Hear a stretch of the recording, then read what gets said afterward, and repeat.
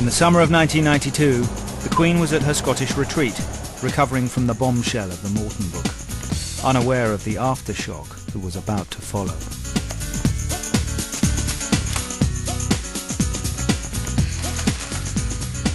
It now meant that the gloves were off. We didn't have to pretend anymore, and we could say what we knew to be the truth. For the first time, the Queen recognised the girl on page 3. This was the Wild West. Anything went. The Daily Mirror had caught the Duchess of York having her toes sucked by her financial advisor. It was just non-stop. I nearly started blubbing. I just felt very sad and empty, and I thought, bloody hell, after all I've done for this fucking family. Having started the fire, it was soon Diana's turn to get burned. One of these guys who spends his time scanning the airways contacted one of our reporters to say that he had taped something that was quite extraordinary.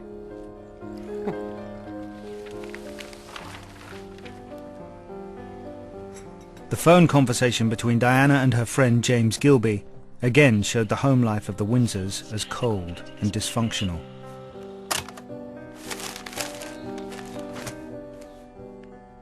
How many more secrets and lies has she got up her sleeve? Your grandmother had a saying, the only way to rid yourself of poison ivy is to drive a nail into the root. If only it were that simple. In autumn of 1992, the Queen made a last-ditch attempt to keep Diana in the fold and pretend to the world that her marriage with Charles was secure. And what news of Korea? I'm afraid Diana still insists that she's not going. This is the first state visit to Korea. Does she have any idea of its importance or how long it has taken to organize? She has been made aware of that, ma'am. She's asked if Prince Charles can go on his own. What did the Foreign Office say? They're very concerned. Koreans have got very excited about seeing the Princess of Wales. Souvenirs are already in production. There was panic, mayhem. She's not going to come? What's that going to send message? Everyone knew that she was going. It was prepared, you know. It was on all the itineraries. It would have been out like that she had refused to accompany her husband on a state visit. And I hear that William is getting on well at school. Yes, he's very happy there. Good. I am pleased. Diana, is it true that you've decided not to go to Korea with Charles? Our relationship would be under the spotlight. I'm not sure I could cope with the strain. I understand that, and I really would rather not put you or Charles under any pressure. But a lot of effort has gone into organising this state visit. Perhaps if Charles went on his own. He is much better at that sort of thing. It is very important that you attend as well. Your presence would be highly valued. If you want me to go, ma'am, I will go. Was a clever tactic on her part. By being reluctant to go on tour, ultimately that required the Queen's intervention, and the Queen gave her, I think, probably the very good advice that she should go and do what was expected of her. And she went. Thank you, Diana. It was Diana demonstrating the power she had to derail the royal show. There's no need for you to say you're sorry.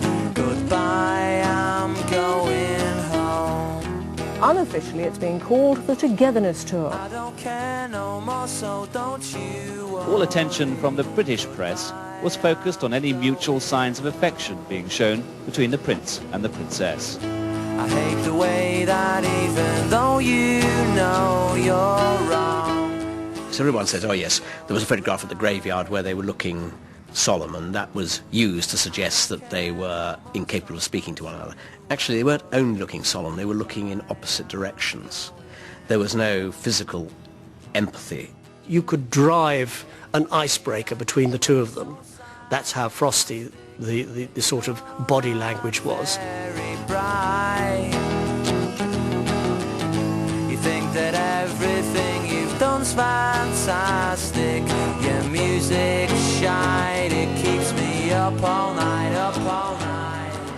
Any possible benefit to British diplomacy or trade or prestige in the world that might have come from a successful royal visit was totally drowned out by the media's preoccupation with the state of the Wales's marriage. Goodbye, I'm going home.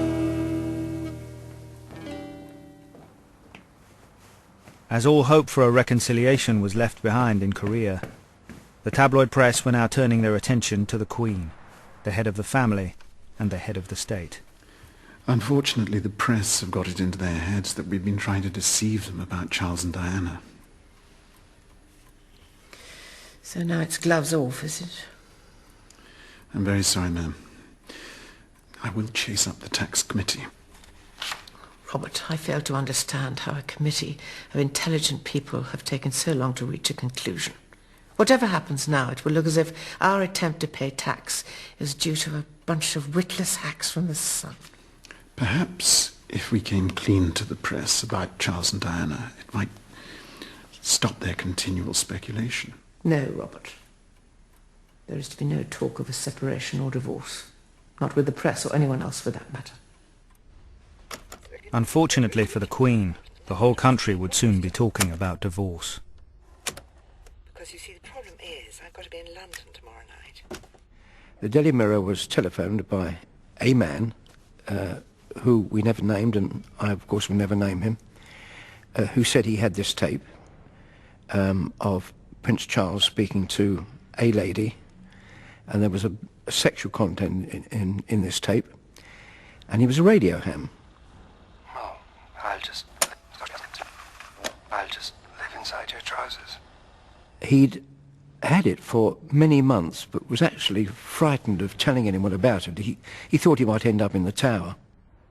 What are you going to do, turn into a pair of knickers? Oh, God forbid, a Tampax. There were clues to who the lady was. There was one moment on the tape when she says something coming home at the weekend. And then Tuesday night, he's coming home. Oh, no. I couldn't catch what came before coming home at the weekend, and then Charles groaning, "Oh no." And I played it and played it and played it, and it was A's coming home, which meant Andrew, her husband, Andrew Parker Bowles. For Charles, the humiliation was unbearable. For Diana, victory was now in sight. It's fair to say that Diana and those who perhaps took her point of view felt a sense of vindication that here was the proof that her husband had a long-standing, highly organized and excruciatingly intimate relationship with another man's wife. In our conversations, he made it very clear that this was just about as ghastly as anything can be, this revelation of what ought to remain private. The Queen will see you now, sir.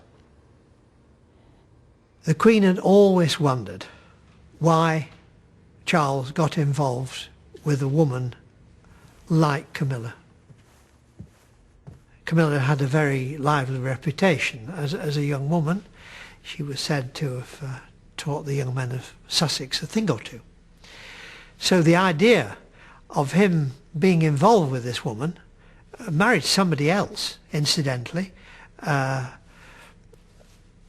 just appalled her. Are you going to say anything? What is there to say? You've obviously made up your mind that I'm a bad person, that I'm a huge disappointment to you. You are the Prince of Wales and heir to the throne. You haven't had to earn that position. But you could easily throw it all away. So, what do you want me to say? An apology would be a start. Yes. Yes, of course I should say sorry. But then I would need to know exactly what I'm saying sorry for.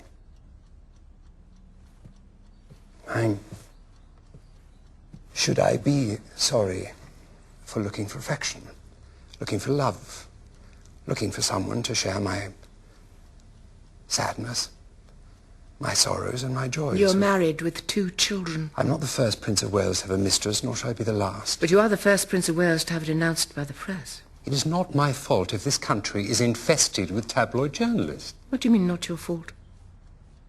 You and Diana have been leaking stories constantly to the press. Your marriage has become a soap opera. You let the media in, not me. I let the television cameras in twice. For the good of the family. For the good of the monarchy. Duty first. Duty before self. And what about one's duty as a parent? Where does that fit into the Constitution? I made sure you had the best possible upbringing. Really? Well, obviously, our recollections of my childhood are different.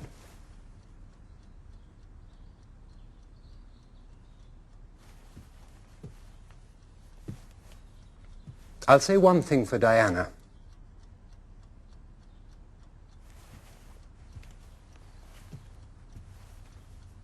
At least she's affectionate towards her children. At least she appreciates them.